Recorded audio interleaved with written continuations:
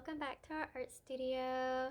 I'm so excited to share you this project. It's a lot of exploration, trial and error, and it's a lot of fun, and it involves painting.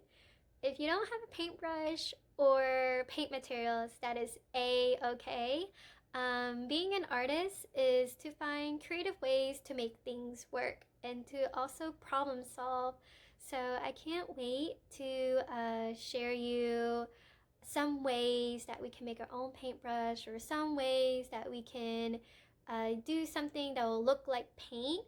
I can't wait to see you in our art studio so I can share you the process.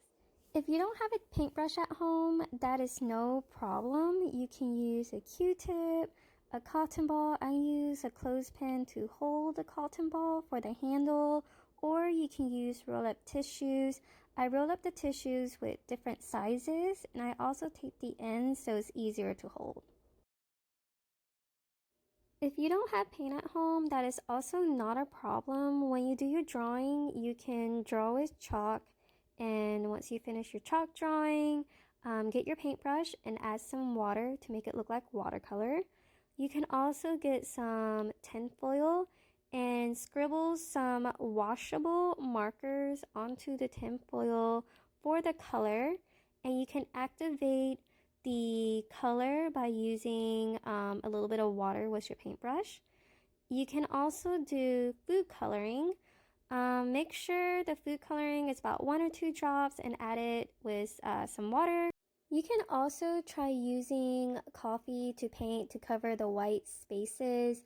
I personally never finish my coffee, and I always have leftover coffee at room temperature. So if your parents have leftover coffee that's at room temperature, that's not hot, ask them if you can use their leftover coffee to try painting. Okay, so we have our paintbrushes and paint. Let's try creating a masterpiece with what we have. You can do any drawing for this project and explore different paintbrushes and painting options. I'm going to share a video of my process of using these materials.